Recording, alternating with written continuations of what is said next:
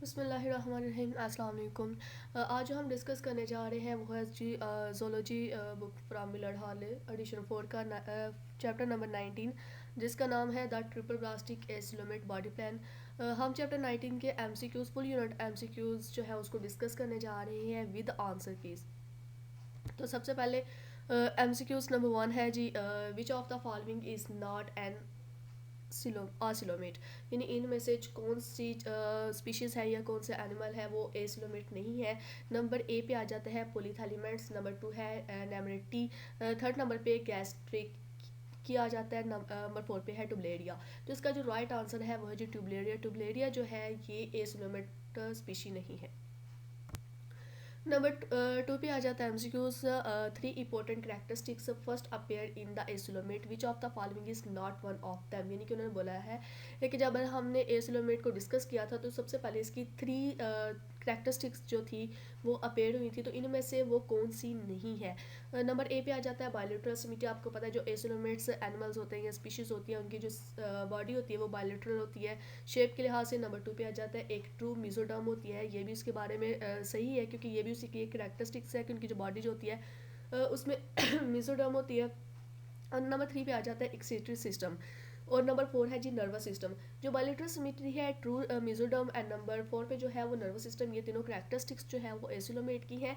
लेकिन इसके अंदर एक जो है एन एक्सीटरी सिस्टम जो है वो प्रेजेंट नहीं होता, तो इसका जो राइट आंसर है वो है जी सी। नंबर 3 पे एमसीक्यूज आ जाता है आसिलोमेट्स लैक। लैक यानी कि इसके अंदर इस चीज़ की कमी है, a body cavity because the dash mass completely fills the area between the outer epidermis and the digestive tract. तो नंबर ए पे है मिजोडर्मल, नंबर 2 है एक्टोडर्मल। मिजोडर्मल जो है ये एक हमारी स्किन की लेयर होती है जो एक्टो और एंडो के दरमियान प्रेजेंट होती है। एक्टोडर्मल जो है वो आउटर मोस्ट लेयर होती है, एंडोडर्म जो है वो इनर मोस्ट लेयर होती है। और नंबर 4 पे है जी म्यूसोडर्म। तो हम इसका जो राइट आंसर है वो है जी म्यूसोडर्म, क्योंकि उन्होंने बोला है कि जो सिलोमेट की बॉडी है उसके अंदर कौन सी चीज़ नहीं होती जबकि वो फील हुई होती है एपिडर्मस और डाइजेस्टिव ट्रैक्ट। तो एपिडर्मस और डाइजेस्टिव ट्रैक्ट के दरमियान जो लेयर पाई जाती है वो है जी मीजोडर्मल। नंबर 4 पे है विच of the following class is not parasitic, यानी कि इसमें से कौन सी क्लास जो है वो पैरासाइटिक नहीं। पैरासाइटिक में क्लास में जो पैरासाइट्स होते हैं छोटे छोटे ऑर्गेनिजम्स हैं वो वाली चीज़ें जो है इसमें प्रेजेंट होती है। नंबर ए पे है टुबलेरिया, नंबर 2 है मोंगिनिया, नंबर 3 है टर्मिटोडा एंड नंबर डी पे आ जाता है जी कैस्टोरिया। तो इसका जो राइट आंसर है वो है जी Turbellaria. Marine ribbon worms are found within the phylum, यानी कि मरीन के अंदर जो रिबोन वर्म्स रहते हैं वो किस फाइलम के साथ आपको मिलेंगे।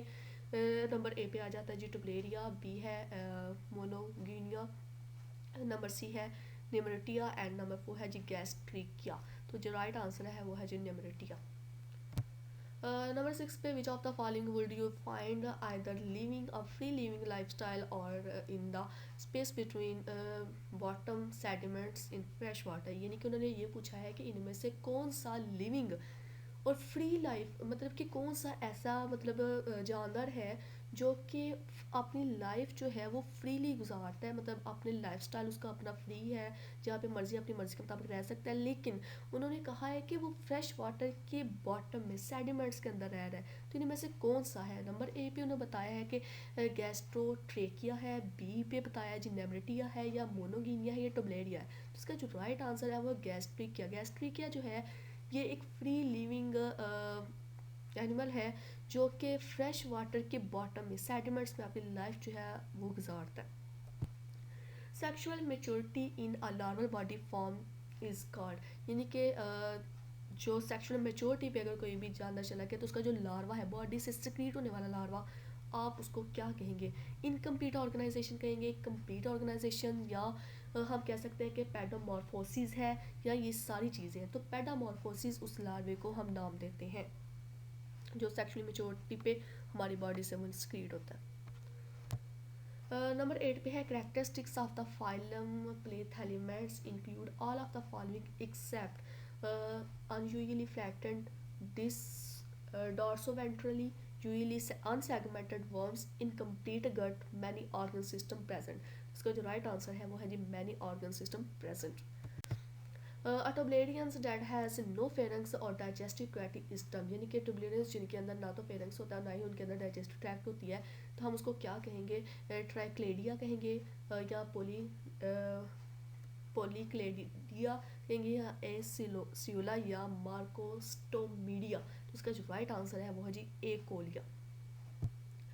Most planarians such as the common planaria जो है वो क्या होंगे, एक कार्निवोर्स होंगे, will also feed as herbivores. क्या कार्निवोर वो होते हैं जो मतलब कि गोश्त उनकी खुराक होती है। दूसरे नंबर हर्बीवोर्स यानी कि जो घास वाला सबस चीज़ें खाते हैं। Has chemoreceptors that help the detect food, कि इसका मतलब ये है कि कुछ जो एनिमल्स होते हैं उनके पास कीमोरिसेप्टर्स होते हैं।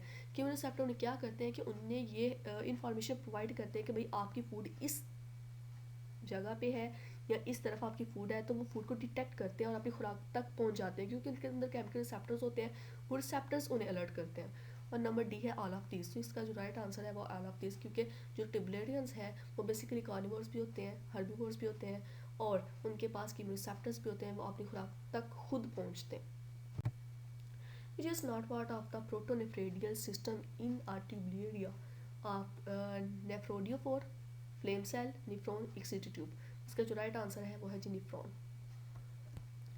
Sexual maturity in a larval body form is called, यानी कि जो सेक्सुअल मेच्योरिटी पे अगर कोई भी जानना चला गया तो उसका जो लार्वा है, बॉडी से सिक्रीट होने वाला लार्वा, आप उसको क्या कहेंगे, इनकम्प्लीट ऑर्गेनाइजेशन कहेंगे, कंप्लीट ऑर्गेनाइजेशन, या हम कह सकते हैं कि पेडोमॉर्फोसिस है, या ये सारी चीज़ें हैं। तो पेडोमॉर्फोसिस उस लार्वे को हम नाम देते हैं जो सेक्सुअल मेच्योरिटी पे हमारी बॉडी से वो सिक्रीट होता है।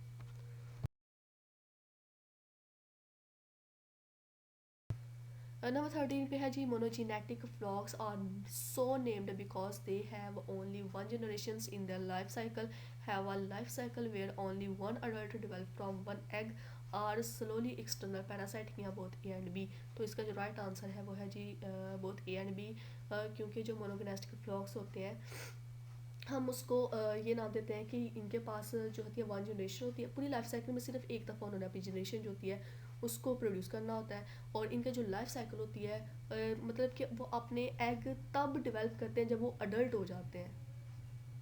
अडल्ट मतलब बिल्कुल young. A smaller group of the frogs that are primarily internal parasites of the muscles are subclass Aspidogastria, subclass Digynia, class Monogynia या class Castodia। इसका जो राइट आंसर है वो है जी ए, सब क्लास एस्पेडोगैस्ट्रिया। वो था चाइनीज लिवर फ्लॉग का। ठीक है, अब हम बता रहे हैं शीप लिवर फ्लॉग। तो शीप लिवर फ्लॉग का जो साइंटिफिक नेम होता है वो नंबर ए पे बताया गया जी, Fasciola hepatica. Almost all cestodia belong the subclass. तो इसका जो राइट आंसर है वो है जी ई कैस्टोडिया। जो जितने भी कैस्टोडिया जो है वो सब क्लास से बिलोंग करते हैं ई कैस्टोडिया से, तो इसका जो राइट आंसर है वो है E cestodia. Thanks for watching my full video. तो अगर आपको मेरी वीडियो पसंद आई है तो उसको प्लीज़ लाइक कर दीजिएगा, शेयर कर दीजिएगा, और मेरे चैनल को सब्सक्राइब करना तो बिल्कुल ना भूलिएगा। अगर कोई आपके माइंड में क्वेश्चन है या किसी भी MCQs को आपकी कन्फ्यूजन है तो आप उसको कमेंट में पूछ सकते हैं।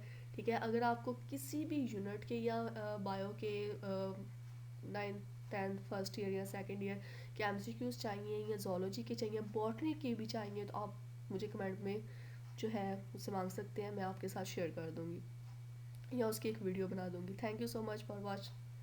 अल्लाह हाफिज़।